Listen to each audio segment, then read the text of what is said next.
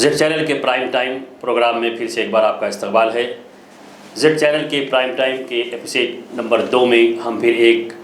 سلگتا ہوا ایشو لے کر آپ کے درمیان میں موجود ہیں۔ ہمارا عنوان ہے علماء کرام مسلم قائدین و رہنما حکومتوں اور فرقہ پرستوں کے نشانے پر۔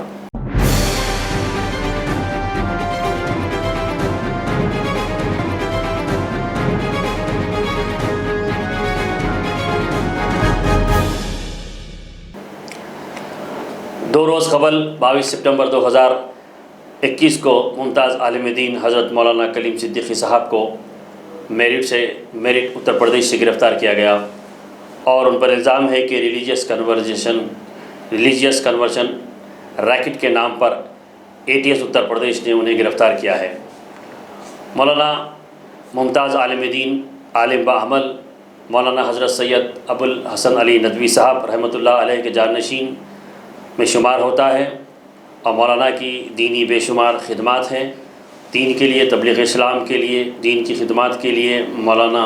سارے ہندوستان بلکہ بر صغیر میں جانے جاتے ہیں۔ ان کی گرفتاری اور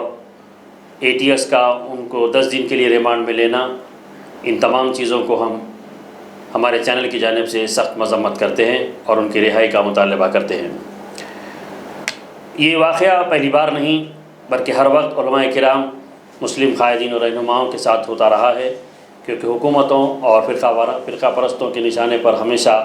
علماء دین مسلم قائدین و رہنما رہے ہیں۔ اس سے قبل بھی 3 ماہ قبل مولانا محمد عمر گوتم صاحب اور قاضی جہانگیر عالم صاحب کو بھی گرفتار کیا گیا تھا، اور ان پر بھی یہی الزام تھا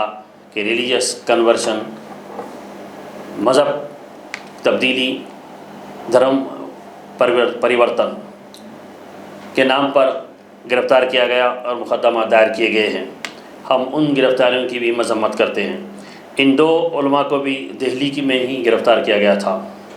پھر اس کے بعد حیدرآباد میں کچھ عرصہ قبل ایک مدرسے سے مولانا مفتی اشرف علی صاحب کو گرفتار کیا گیا تھا اور ان کو گجرات کی جیل میں بھیجا گیا تھا، جس وقت سالار محترم الحاج سلطان صلاح الدین اویسی صاحب علیہ رحمہ صدر کل ہند مسجد اتحاد المسلمین و سابق رکن پارلیمنٹ باقاعدہ حیات تھے۔ تمام علماء کرام نے دارالسلام آ کر ان سے اس بات کا ذکر کیا کہ مولانا بے قصور ہیں اور ان کو گرفتار کر لیا گیا ہے، تو سالار ملت نے بغور ان کی تفصیلات سننے کے بعد کہا تھا کہ قانون کیا ہے، قانون مکڑی کا جالا ہے، کمزور الجھ جاتا ہے اور طاقتور توڑ کر نکل جاتا ہے۔ مجلس اتحاد المسلمین کی جانب سے 4.5 لاکھ کی امداد دی گئی اور قانونی امداد کے ذریعے مولانا مفتی اشرف علی صاحب کو گجرات کی جیل سے صحیح سلامت حیدرآباد لایا گیا۔ پھر اسی طریقے سے حیدرآباد کے ایک اور عالم دین، تحریک تحفظ شاعر اسلام کے مجاہد مولانا نصیر الدین صاحب کو بھی گرفتار کیا گیا تھا اور 7 برس ان کو گجرات کی جیل میں رکھا گیا تھا، لیکن ثبوت نہ ملنے کی بنا پر انہیں باعزت رہا کیا گیا۔ پھر اسی طریقے سے حیدرآباد ہی کے مولانا عبدالقوی صاحب ناظم اشرف علوم حیدرآباد کو بھی دلی میں گرفتار کیا گیا تھا اور ان کو بھی گجرات کی جیل کو بھیجا گیا تھا، لیکن بعد میں پھر ان کو بھی رہا کر دیا گیا۔ 2014 کے اندر مولانا عبدالقوی صاحب کو گرفتار کیا گیا تھا۔ اسی طریقے سے ہر وقت مسلم علماء کرام مسلم قائدین رہنماؤں پر حکومتوں اور فرقہ پرستوں کے وار ہوتے رہے اور ان کو نشانہ بنایا جاتا رہا۔ اسی طرح 6 دسمبر 1992 کے بابری مسجد کی شہادت کے بعد کیرلا میں ISS اسلامک سیوک سنگھ کے بانی اور پیپلز ڈیموکریٹک پارٹی کے بانی عبد الناصر مدنی صاحب کو بھی گرفتار کیا گیا تھا، بلکہ بم سے ان پر حملہ بھی کیا گیا تھا اور ان کو معزول کر دیا گیا تھا۔ ہم اس کی بھی مذمت کرتے ہیں۔ اور حال ہی 2 روز قبل حال ہی میں جناب نقیب ملت بیرسٹر اسدالدین اویسی صاحب صدر کل ہند مسجد اتحاد المسلمین و معزز رکن پارلیمنٹ حیدرآباد کی دہلی کی قیامگاہ پر مسلسل 4تھی مرتبہ حملہ کیا جا رہا ہے ہندو تنظیموں اور فرقہ پرستوں کی جانب سے۔ بیرسٹر اسدالدین اویسی صاحب کی بڑھتی ہوئی مقبولیت اور عوام میں بڑھتا ہوا اثر اور عوام کا جو رسپانس ان کو آ رہا ہے سارے ریاستوں سے ہندوستان کی، وہ ان فرقہ پرست جماعتوں خاص طور پر BJP اور حکومتوں کو برداشت نہیں ہو رہا ہے، اور بارہا وہ لوگ مسلسل حملوں کا نشانہ بنا رہے ہیں۔ یہ بڑی بدبختی کی بات ہے اور بزدلانہ کام ہے کہ ان کی غیر موجودگی میں ان کی دہلی کی قیامگاہ پر حملہ کرنا یہ فرقہ پرستوں کی بہت ہی اونچی حرکت ہے۔ ہم اس حرکت کی مذمت کرتے ہیں اور سخت سے سخت ہم اس کی مذمت کرتے ہیں اور حکومت سے مطالبہ کرتے ہیں کہ ان حملہ آوروں کو سخت سے سخت سزا دی جائے اور ان کو پابند کیا جائے کہ اس قسم کی واقعات دوبارہ نہ دہرایا جائے، ورنہ اس کے نتائج کیا آ سکتے ہیں، عوام اس پر کیا رد عمل کرے گی، اس کی ذمہ دار حکومت ہوگی۔ اور خاص طور پر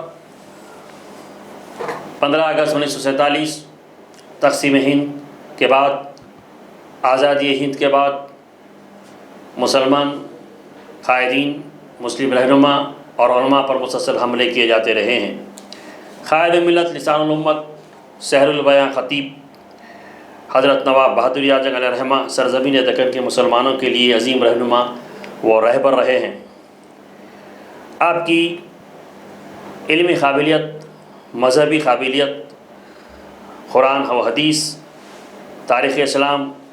پر گہری نظر تھی۔ آپ ایک سچے عاشق رسول تھے اور آپ امت محمدی سے بہت محبت کیا کرتے تھے۔ آپ نے اپنے زور خطابت کے ذریعے امت مسلمہ کو دین و اسلام کی دعوت دیتے رہے اور قرآن و حدیث پر عمل پیرا ہونے کی دعوت دیتے رہے، سچے عاشق رسول اور غلام مصطفیٰ بننے کا درس دیتے رہے اور تاریخ اسلام کا درس دیتے ہوئے مسلم نوجوانوں کو، خاص طور پر کل ہند مجلس اتحاد المسلمین کے کارکنوں کو وہ اللہ کا بندہ، محمد عربی کا غلام اور اقبال کا شاہین اور مرد مجاہد دیکھنا چاہتے تھے، اور ہمیشہ ہمارے اپنے تقاریر میں کہا کرتے تھے کہ مسلمانوں ایک بنو اور نیک بنو۔ اس بات کی تلقین آپ اپنے جلسوں میں کیا کرتے تھے۔ قائد ملت نواب بہادر یار جنگ علیہ الرحمہ جس وقت مسلمانوں کی خدمت کے لیے اٹھے، اس وقت ہندوستان میں جنگ آزادی کے شعلے بھڑک رہے تھے اور ایک طرف غیر منقسم ہندوستان میں انگریزوں کا راج تھا، وہیں پر نوجوان نرم بستروں پر گرم لحاف اور خواب غفلت میں سو رہے تھے، اور قائد ملت نے ان کو جگانے کے لیے اپنے دور خطابت کے ذریعے سے ان کو جگانے کی پوری کوشش کی اور اتحاد کی دعوت دی۔ قائد ملت اسلامی مملکت کے قیام کا ارادہ رکھتے تھے اور اسلامی مملکت کا قیام چاہتے تھے۔ محمد علی جناح کو انہوں نے کہا تھا کہ پاکستان کو حاصل کرنا اتنا آسان نہیں جتنا پاکستان کو پاکستان بنانا مشکل ہے، اور نواز انداز میں کہا تھا کہ اگر پاکستان میں اسلامی تعلیمی نظام، اسلامی معاشی نظام اور اسلامی سیاسی نظام ہو تو ہمیں ایسا پاکستان چاہیے، ورنہ ہمیں ایسا پاکستان نہیں چاہیے۔ قائد ملت ایک دوراندیش قائد تھے اور وہ ہمیشہ سے کہا کرتے تھے کہ اسرائیلیوں کا فلسطین سے خالی کرنا اتنا آسان نہیں جتنا کہ عربوں نے سمجھ رکھا ہے۔ آپ نے اس وقت ہی اس بات کی پیشن گوئی کر دی تھی اور ہمیشہ کہا کرتے تھے کہ مجھے وہ لوگ نہیں چاہیے جو شجر ملت میں پھول بن کر مہکنا چاہتے ہیں، بلکہ مجھے وہ لوگ چاہیے جو بیج بن کر زمین میں مٹی میں دفن ہو جائے اور مٹی اور پانی میں دفن ہونے کے بعد مل کر اپنے اوپر تناور درخت کی ضمانت دے۔ قائد ملت ہمیشہ سے مسلمانوں کو چاہتے تھے اور مسلمانوں میں دینی شعور کو بیدار کرنا اور اتحاد ملت کی طرف توجہ دیا کرتے تھے۔ آپ نے ایک مرتبہ وقت کے بادشاہ میر عثمان علی خان رحمۃ اللہ علیہ نے اپنے کلام میں لکھا تھا کہ سلاطین و سلب سب ہو گئے نظر اجل عثمان، مسلمانوں کا تیری سلطنت سے ہے نشاں باقی۔ تو قائد ملت بہادر یار جنگ علیہ الرحمہ نے اس شعر کو تبدیل کیا اور لکھا کہ سلاطین و سلب سب ہو گئے نظر اجل عثمان، مسلمانوں کا تیری سلطنت سے ہے نشاں باقی۔ اس وقت کے منافقین اور لوگوں نے بادشاہ وقت کو گمراہ کیا اور اس بات کے تعلق سے بچایا کہ نواب زادہ آپ کے حکومت کے خلاف قوم کو ورغلا رہے ہیں، لہذا قائد ملت حکومتوں منافقوں کا سازش کا نشانہ بنے اور آپ پر زبان بندی کی گئی، جلسوں کی اجازت نہیں دی گئی، پابندیاں عائد کی گئیں، شہر بدل کرنے کی سازشیں شروع ہوئیں، اور انجام کار قائد ملت کو 25 جون 1944 کو ہاشم علی خان کی دیوڑی میں حقے میں زہر دے کر شہید کر دیا گیا۔ ان للہ و انا الیہ راجعون۔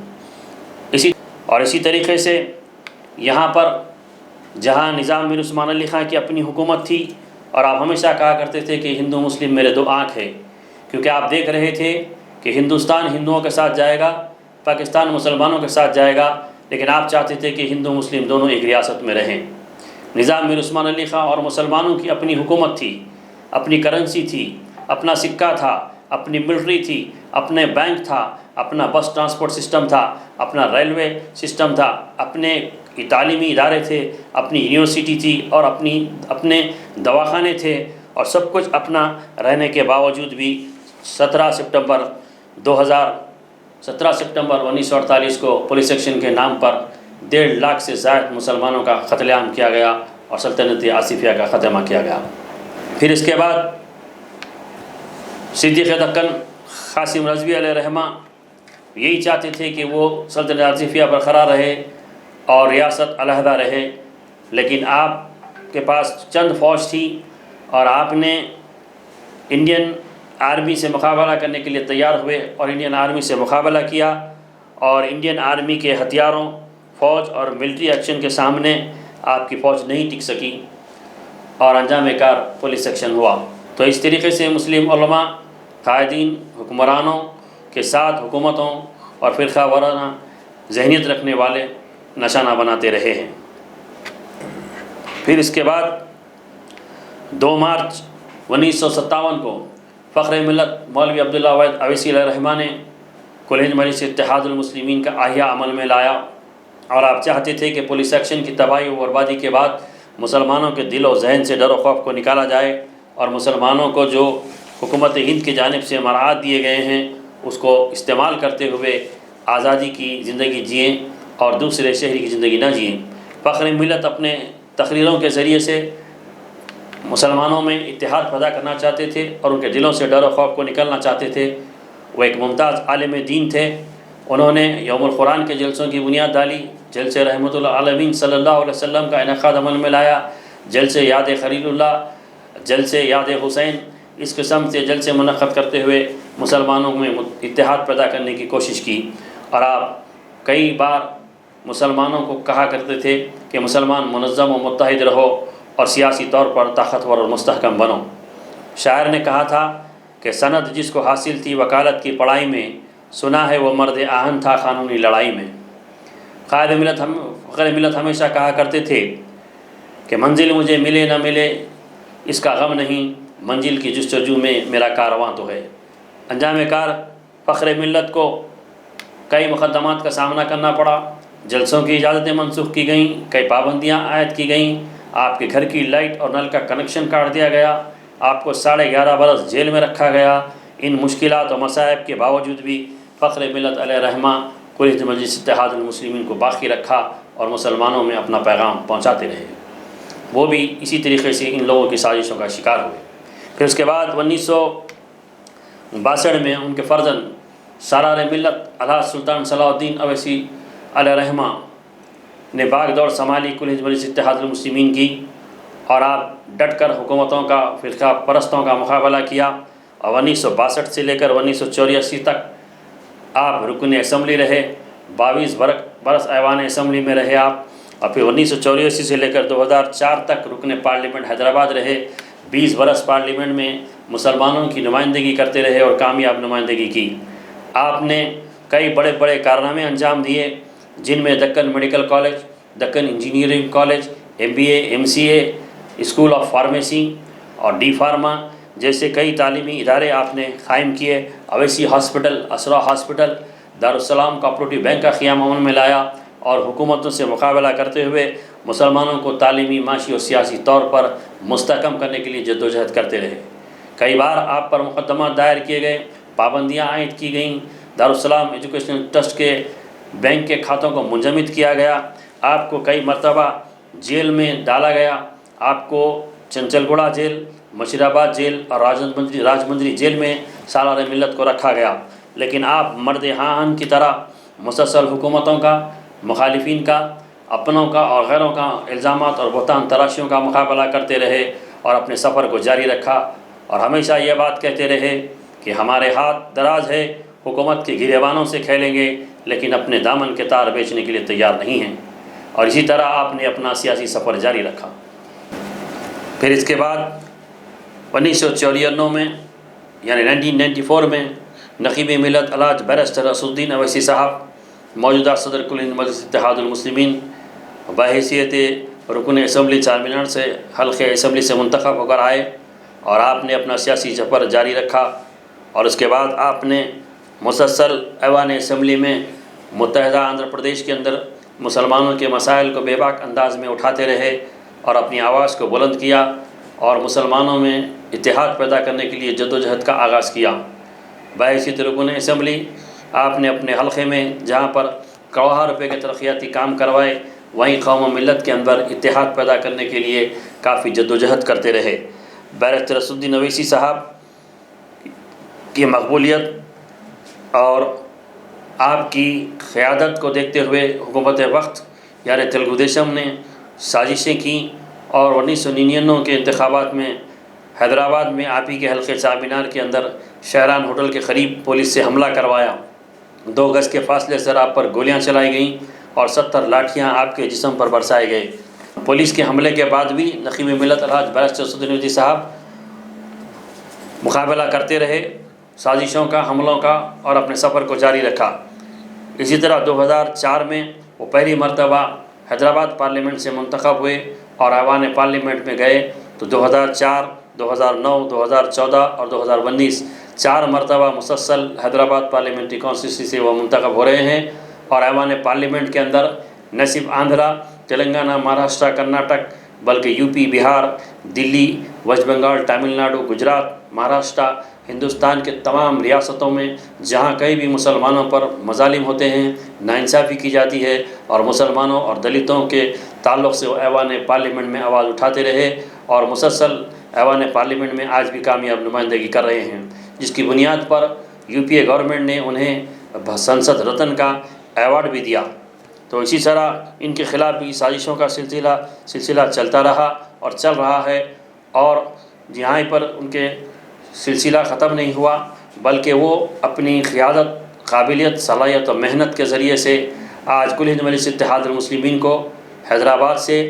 تلنگانہ، آندھرا، مہاراشٹر، کرناٹک، بہار اور یو پی، جھارکھنڈ، تامل ناڈو، بنگال تک پہنچا دیے ہیں، اور وہاں پر مجلس اتحاد المسلمین کے ارکان اسمبلی، ارکان بلدیہ، ارکان پارلیمنٹ، رکن پارلیمنٹ موجود ہے۔ آج مجلس اتحاد المسلمین کے مہاراشٹر میں 2 ارکان اسمبلی ہیں، اورنگ آباد سے 1 رکن پارلیمنٹ ہے، بہار میں 5 ارکان اسمبلی ہیں، اور اتر پردیش میں گجرات کے اندر کئی ارکان بلدیہ موجود ہیں۔ تو وہیں حیدرآباد کے اندر 7 ارکان اسمبلی، 2 ارکان کونسل ہیں، اور کئی کارپوریٹرز یہاں پر موجود ہیں۔ تلنگانہ کے اضلاع کے اندر chairman, vice chairman, mayor, deputy mayor بھی مجلس اتحاد المسلمین کا ہے۔ اسی طرح حیدرآباد میں حبیب ملت اکبر الدین اویسی صاحب جو 1999 میں پہلی بار حلقہ اسمبلی چندران گٹے سے منتخب ہو کر آتے ہیں، انتہائی کم عمری کے اندر وہ انتخابات میں مقابلہ کرتے ہیں اور بھاری اکثریت سے کامیابی حاصل کرتے ہیں، اور انہوں نے کامیابی کے بعد اعلان کیا تھا کہ میں مسلمان غریب بچوں کے ہاتھ میں قلم اور کتاب تھمانا چاہتا ہوں۔ تو انہوں نے اپنے خواب کو شرمندہ تعبیر کرنے کے لیے 2005 سے سالار ملت ایجوکیشنل ٹرسٹ کے تحت اسکولوں کے قیام عمل میں لایا، اور آج کئی اسکولز کی بڑی بڑی عمارتیں انہوں نے تعمیر کر دیں۔ 14,000 سے زائد بچے آج ان کے اسکول میں مفت تعلیم حاصل کر رہے ہیں، مفت یونیفارم اور مفت کتابیں حاصل کر رہے ہیں، اور عظیم الشان تعلیمی ادارے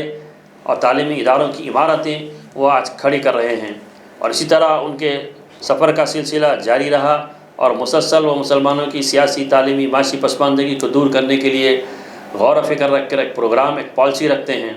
اور وہ ایوان اسمبلی کے اندر کامیاب نمائندگی کرتے ہوئے مسلمانوں کے تمام مسائل کو پیش کرتے ہیں۔ ان کی بڑھتی ہوئی مقبولیت، شہرت اور ان کی کارکردگی اور خدمات کو دیکھتے ہوئے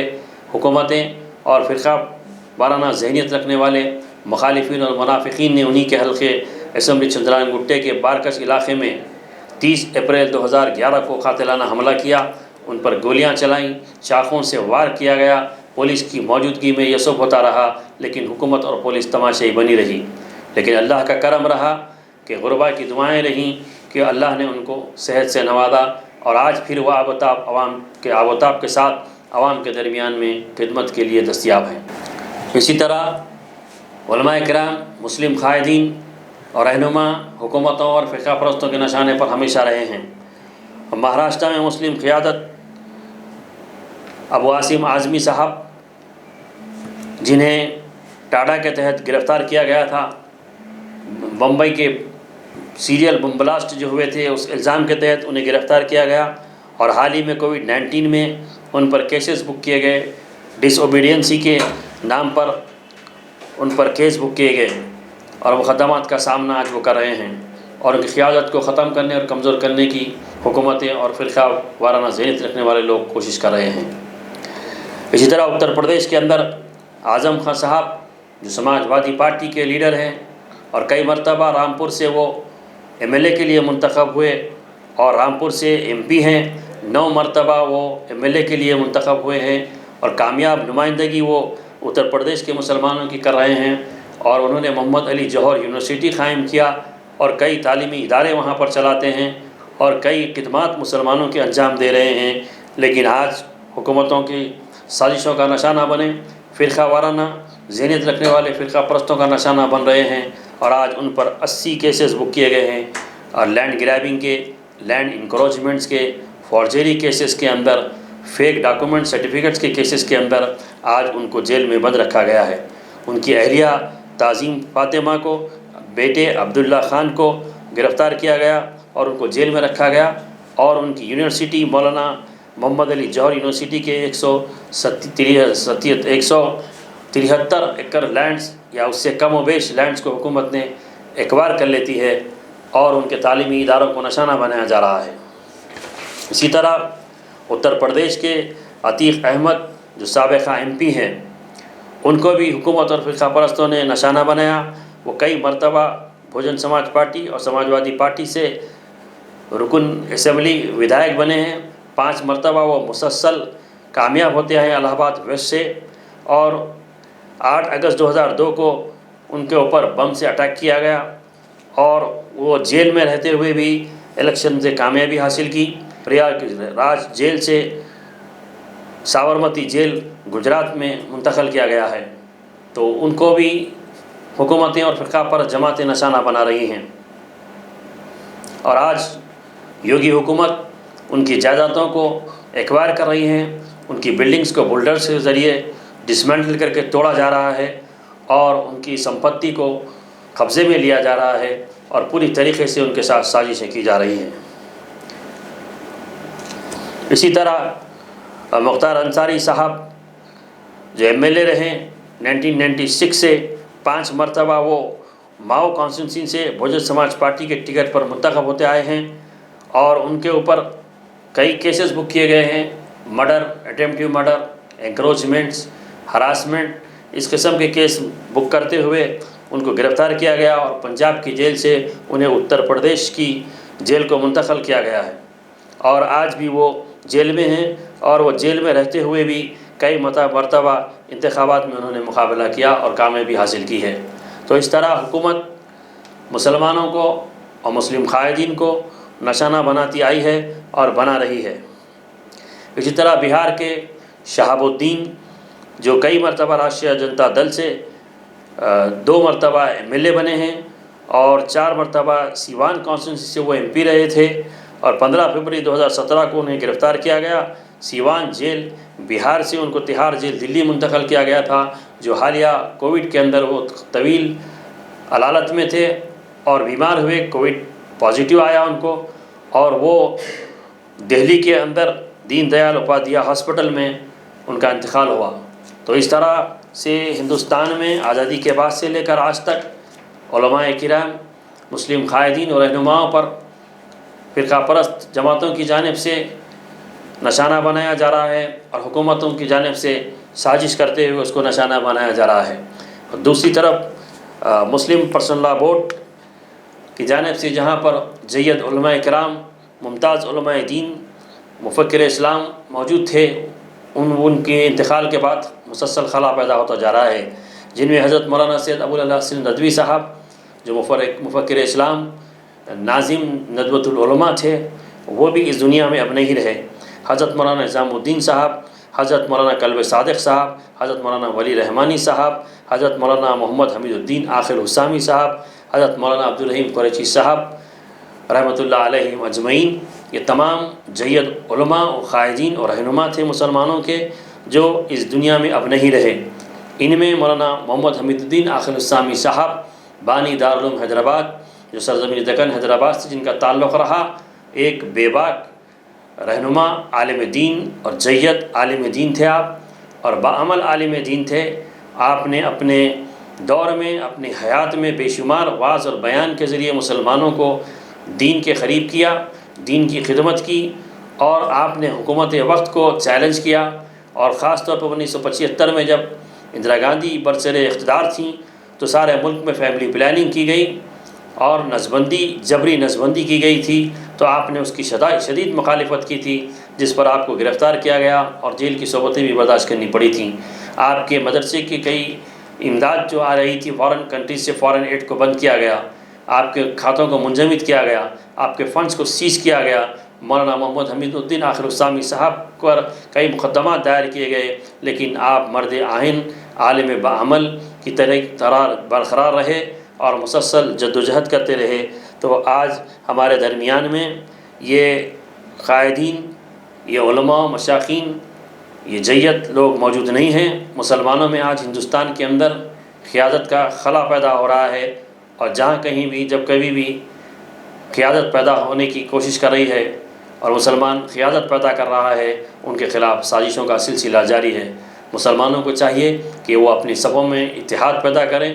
اور اپنی جماعت اور اپنے اندر تفرقہ پیدا نہ کریں، متحدہ طور پر اس ملک کے اندر اپنے تحفظ کے لیے، اپنے علماء کرام، قائدین اور رہنماؤں کے تحفظ کے لیے جد و جہد کریں اور ہمیشہ سے متحرک رہیں۔